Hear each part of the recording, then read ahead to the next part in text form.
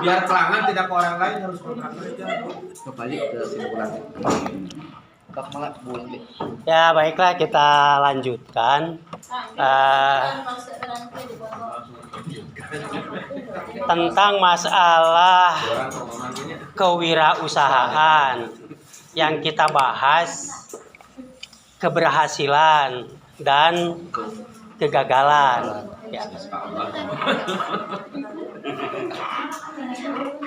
Ya, dalam perekonomian itu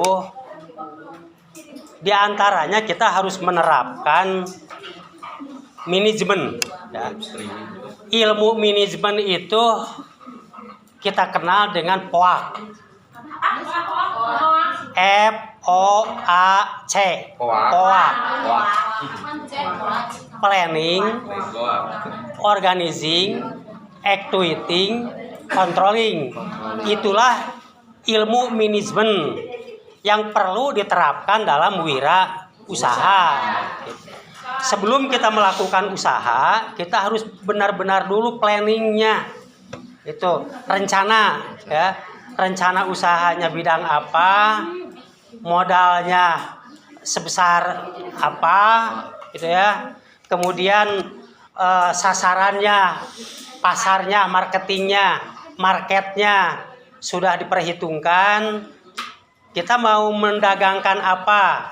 Apakah itu jasa atau itu barang? Kalau jasa, contohnya yang saya lakukan diantaranya membuka travel. Travel umroh itu adalah bisnis di bidang jasa. Atau juga kalau bisnis bidang barang, seperti pula yang saya lakukan bisnis di bidang barang-barang pangan, ya itu. Nah yang saya lakukan. Nah yang ke satu planning, ya, planning. Yang kedua organizing, mengorganisasikan, memanage orangnya yang akan kita rekrut siapa. Kan hampir tidak mungkin ya bisnis hanya dilakukan oleh seorang. Kita kan perlu orang lain. Dan kita merekrut orang lain itu jangan sampai nanti orang tersebut justru menjadi robot, menjadi masalah buat kita. Jangan sampai kita semacam ngurus singa dari kecil sudah besar merekam. Kita mengambil karyawan atau pegawai itu jangan sampai seperti itu nantinya, ya gitu. Kita mengangkat orang itu harus benar-benar selektif, ya. Jadi dari SDM-nya, ya, kita diperhatikan. Itu organizing manajemennya. Yang ketiga executing. Executing itu prakteknya. Contohnya kalau kita dagang barang, ya yang harus bagus itu kan pemasarannya.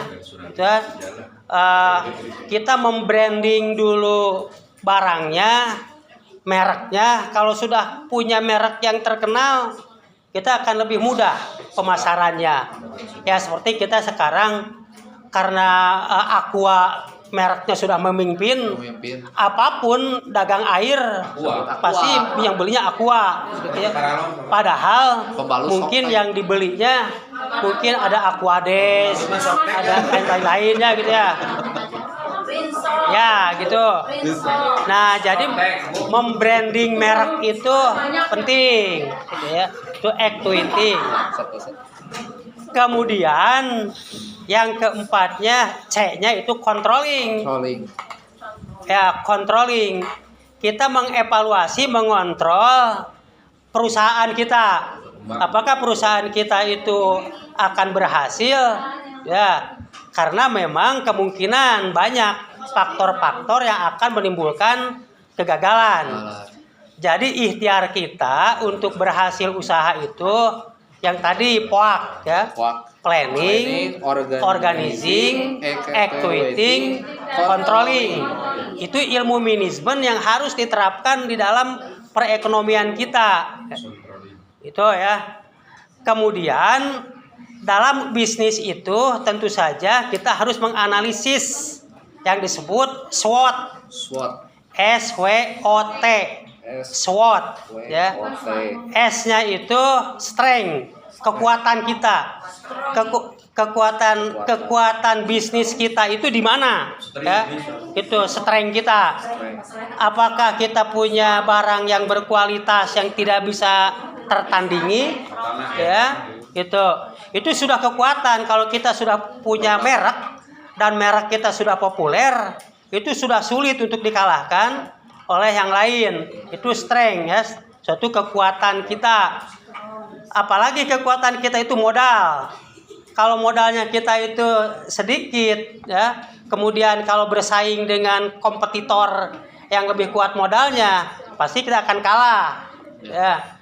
Nah, kita harus menguasai pasar. Nah, itu termasuk strength. S. Kemudian W-nya weakness, kelemahan. Ya. Kelemahan usaha yang lemah itu seperti apa? Yang tadi kebalikannya.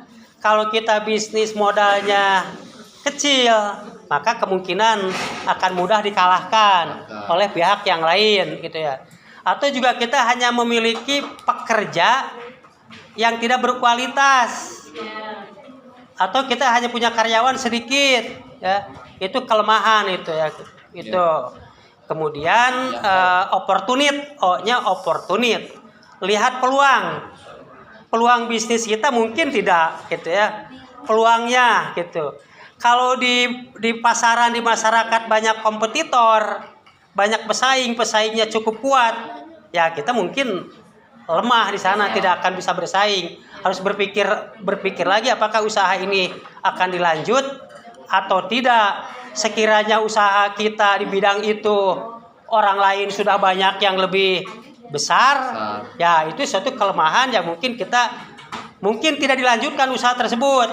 Bisa cari alternatif yang lain, yaitu opportunity ya. Terakhir. Ya. Kemudian yang terakhirnya itu threat, artinya itu sesuatu yang akan menimbulkan risiko besar. Risiko banyak melakukan usaha tapi risikonya risiko gagal ya. Apakah itu alam ya? Kalau kita dagang sesuatu barang tapi di musim sesuatu yang tidak tepat ya gitu, tidak tepat. Ini contoh kecil, kalau dagang es di musim hujan itu tidak ada peluang untuk berhasil kan gitu. Jadi kita cari peluang. Ya contohnya kalau kita akan menghadapi Ramadan, ini peluang apa nih usaha yang bagus? Kolak. Nah, misalnya kolak, misalkan kolang kaleng. Ya. Kemudian kalau di bidang sandang, ya pakaian. Ya. Gamis. Ya. Jadi bisnis itu harus melihat peluang yang tadi. Ya. Nah, kemudian peluang tersebut kadang-kadang tadi ada terjadinya suatu risiko kegagalan. Nah, oleh karena itu yang pertama yang kita harus kuasai POA gitu ya, planning, organizing, executing, controlling. Dan kita harus memiliki analisa SWOT. Ya, strength, kekuatan, weakness, kelemahan, opportunity, lihat peluang, ya, dan kemudian threat, lihat risiko kegagalan. Insya Allah ya, dengan kita keilmuan kita yang dipakai, kemudian langsung menunggu takdir Allah. Bagaimanapun teori kita sudah dipraktekkan, ketika gagal ya gagal. Ya. Pengalaman saya saja dalam bidang dagang cangcut. Ya saya kan memproduksi cangcut. Ya. Pakaian dalam. Ya, pakaian dalam. Sini. Cangcut luarnya bukan cangcut dalam. Ya. Kemudian saya kirimkan barang tersebut, contohnya ke Banyuwangi. Ya, dikirimkan gitu. Tapi ternyata setelah kita kajian orang itu jujur, karena memang 1 kali, 2 kali, 3 kali belanja langsung ke tempat, ketika pesan barang besar dia nipu nggak bayar. Itu berurusan dengan takdir ya. Padahal manajemennya sudah benar ya. Tetapi kalau ada takdir lain gitu kan. Jadi risiko kegagalan itu bisa faktor alam, contohnya banjir, atau kena tipu, ya. Ya contoh tadi cangcut ditipu, korban cangcut. Sekian dulu ya, terima kasih teman-teman.